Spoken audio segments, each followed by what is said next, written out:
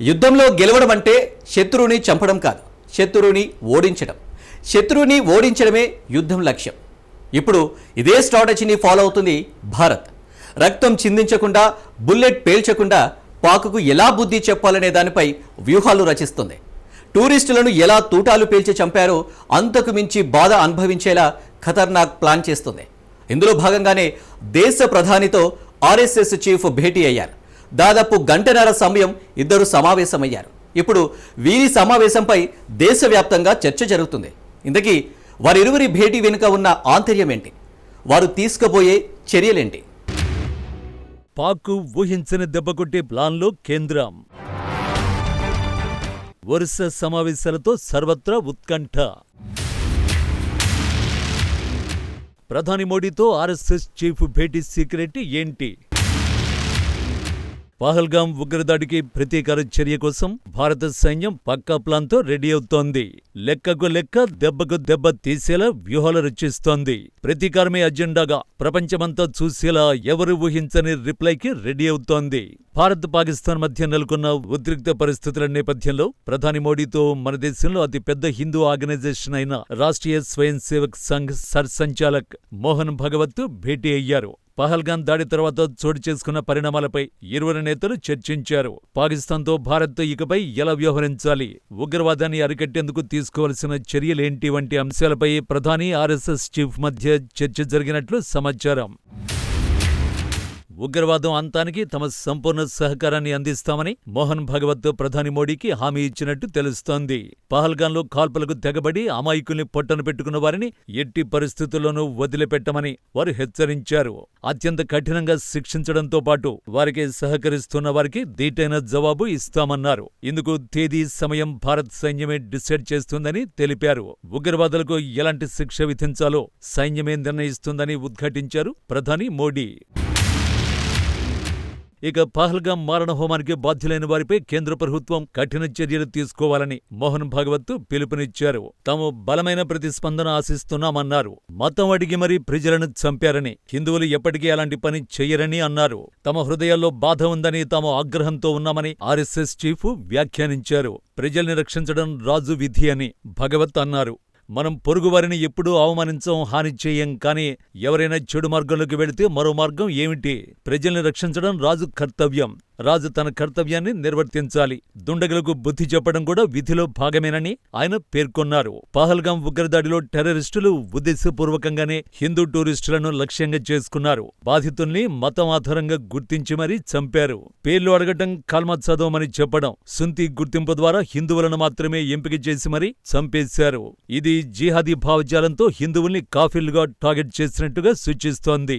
ఇదంతా భారత్లో మతపరమైన ఉద్రిక్తతలు రెచ్చగొట్టేందుకు చేసిన చర్యగా కనిపిస్తోంది. హిందూ ముస్లింల మధ్య సంఘర్షణలను సృష్టించడం ద్వారా స్థానిక సమాజంలో విభజన తీసుకురావడానికి చేసిన కుట్రే ఇది. ఎందుకంటే పహల్గాంలో ఘోరమైన దాడికి తెగబడ్డ ఉగ్రవాదులు ఎప్పుడూ లేని విధంగా బైసరన్ ర్యాలీలో ఉన్న పర్యాటకుల్ని హిందువులు, ముస్లింలుగా విభజించారు. మతం అడిగారు, మతాన్ని నిర్ధారించుకున్నారు. కేవలం మగాళ్లను మాత్రమే చంపారు. వాళ్ళ భార్యల కళ్ల ముందే అతి దారుణంగా తుపాకీ తోటాలు దించారు. బైసరన్ వ్యాలీలో జరిగిన మారణహోమం వెనుకున్న టార్గెట్ వెరీ క్లియర్. భారత్లోని హిందూ ముస్లింల మధ్య విభజన తీసుకురావాలి అనేది వారి లక్ష్యంగా కనిపిస్తోంది. ముందుగా కశ్మీర్లో హిందూ ముస్లింల మధ్య ఉద్రిక్తతలు రెచ్చగొట్టాలి. ఆ తర్వాత నెమ్మదిగా భారత్ మొత్తం రెండు మతాల ప్రజల మధ్య విభజన తేవాలి అనేది పాకిస్తాన్ ఉగ్రవాదుల ఆలోచనగా తెలుస్తోంది. ముఖ్యంగా ఆర్టికల్ 370 రద్దు తర్వాత కశ్మీర్లో భారత పాలనను పాకిస్తాన్ వ్యతిరేకిస్తోంది. ఉగ్రవాదులు కూడా ఈ మార్పును జీర్ణించుకోలేకపోతున్నారు. అంతేకాదు భారత ప్రభుత్వం అనుమతించిన బయటి వలసలను నిరోధించడమే లక్ష్యంగా ఈ ఉగ్రదాడి జరిపినట్లు దాడికి తెగబడిన ఉగ్ర సంస్థ టీఆర్ఎఫ్ ప్రకటించింది. ఇండియా మొత్తం మత కల్లోలాలు సృష్టించి హిందూ ముస్లింల మధ్య విద్వేషాలు రెచ్చగొట్టడమే లక్ష్యంగా ఉగ్రదాడికి తెగబడ్డారు. ఉగ్రదాడి తర్వాత భారత ప్రభుత్వం పాకిస్తాన్పై తీసుకున్న కఠిన చర్యలకు కూడా ప్రజల నుంచి మంచి స్పందన వ్యక్తమైంది. సింధు జలాల ఒప్పందాన్ని నిలిపేయడం, అట్టారీ వాఘా సరిహద్దు మూసేయడం, పాకిస్తాన్ రాయబారుల్ని బహిష్కరించడం లాంటివి చేసింది. అంతర్జాతీయంగానూ పాకిస్తాన్ను ఒంటరి చేసేందుకు ప్రపంచ దేశాల మద్దతు కూడగట్టింది. G20 దేశాల రాయబారులతో సమావేశమై ఉగ్రవాదానికి పాకిస్తాన్ ఇస్తున్న మద్దతుని బహిర్గతం చేసింది. పహల్గాం టెర్రర్ అటాక్ భారత్-పాకిస్తాన్ మధ్య ద్వైపాక్షిక సంబంధాలను మరింత దిగజార్చింది. సరిహద్దులో రెండు దేశాల మధ్య ఉద్రిక్తతలకు దారితీసింది. దౌత్యపరమైన ఆర్థిక, సైనిక, వ్యూహాత్మక చర్యలతో పాక్ను ఉక్కిరిబిక్కిరి చేయాలనుకుంటోంది భారత్. ఈ వ్యూహాలు పాకిస్తాన్ను అంతర్జాతీయంగా ఒంటరిగా చేయడం, ఆర్థిక ఒత్తిడి తీసుకురావడం, ఉగ్రవాదాన్ని తుదముట్టించడం వంటివి ఉన్నాయి. పాకిస్తాన్ను ఉగ్రవాదానికి మద్దతునిచ్చే దేశంగా చిత్రీకరిస్తూ ప్రపంచ దేశాలకు సాటి చెబుతోంది భారత్. సాక్ష్యాధారాలు కూడా చూపిస్తోంది. అంతేకాదు స్వయంగా పాక్తో దౌత్య బంధాలను దాదాపుగా తగ్గించేసింది. భవిష్యత్తులో ఇది పూర్తిగా ముగిసిన చరిత్ర అవ్వచ్చు కూడా. అటు వాణిజ్య సంబంధాలను కూడా ఆపేసింది. దీంతో టెన్షన్తో పాకిస్తాన్ వణికిపోతోంది. మేము వెనక్కి తగ్గమంటూ ఓవైపు వార్నింగ్ ఇస్తూనే లోపల మాత్రం వణికిపోతోంది. ఇండియన్ ఆర్మీ ఏం చేస్తుందోనని దాయది వణుకుతోంది. భారత్ సర్జికల్ స్ట్రైక్స్ ఎప్పుడు ఏ రూపంలో చేస్తుందోనని ఆందోళన చెందుతోంది. పాకిస్తాన్ ఉగ్రవాద శిబిరాలను POKలో ఖాళీ చేయిస్తోంది. టెర్రరిస్టులను కాపాడుకోవడం కోసం బంకర్లలోకి ఉగ్రవాదుల్ని తరలిస్తున్నారు. టెర్రర్ లాంచ్ ప్యాడ్లు ఖాళీగా మారుతున్నాయి.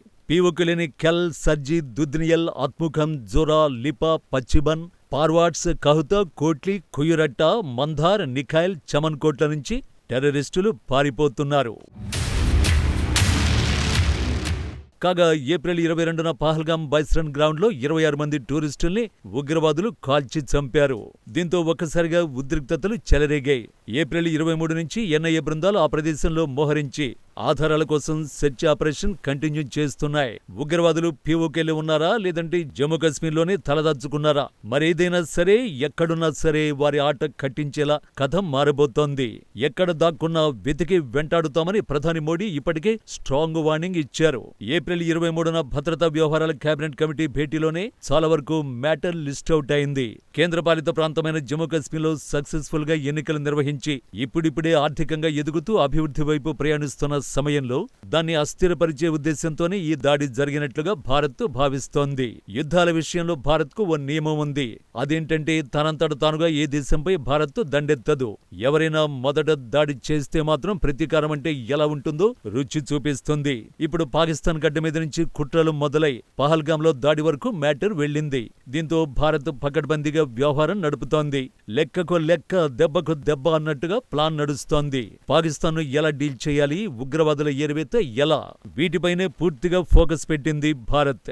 ఏది ఏమైనా ఈ దేశం మొత్తం ఒక్కటిగా నిలిచి పాకిస్తాన్ కుట్రల్ని భగ్నం చేసేందుకు ఎదురొడ్డి నిలవడం గొప్పగా కనిపిస్తోంది.